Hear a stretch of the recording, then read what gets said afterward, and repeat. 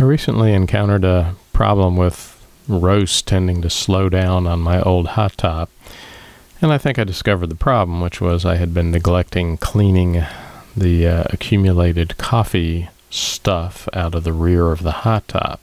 So I uploaded this new photo montage of, the illustration of what the problem is. So I'm going to go through these individually and look at them. So for example, this is a picture of what it looks like when I removed the rear of the Hottop cover. You can see that this is the motor of the Hottop, and there's just all kinds of grunge that has accumulated, and this is basically coffee dust, but it's amazing just how much coffee dust there was. I mean, this is the plastic grate where the vent goes in the rear, but it's also accumulated a fairly thick cover on top of the motor itself. And there's supposed to be like vent things here in the rear of the motor, and a lot of those are literally completely covered up. So there's a closer view of what it looks like as it accumulates on the plastic. I mean, it just builds up, and then it has this kind of fractal pattern where it expands all over the place. So I took that away, and then you can see this is what you're supposed to have, are these nice openings all around the rear of the motor, but they were all clogged up. And then this is the stuff that actually had then been growing and accumulating on the sides of the drum. And over here on the right side, which you can't see, is actually the vents themselves also had this stuff in there, so it was blocking the vents.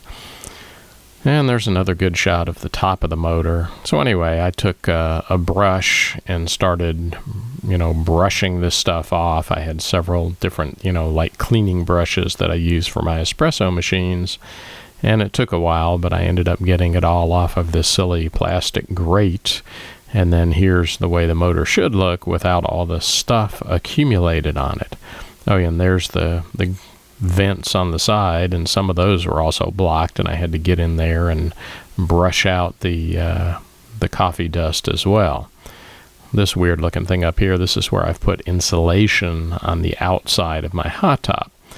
And that's also part of the reason why I haven't been diligent about cleaning the Hottop. When I first got this, I would literally disassemble the entire Hottop once a year and soak all of the innards of it, that are possible to do that, like the exterior of the drum itself, and clean them like in the dishwasher even.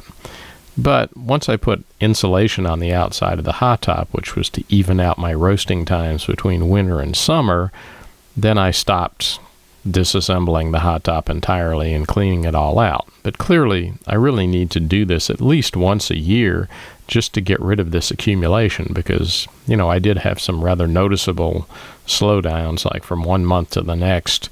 My roast went from like 10 minutes to 11 minutes on this old Hottop, and it's like, okay, wait a minute, that's a little too much slowdown for, especially since we're getting into the hotter summer months. If anything, the roast should be faster.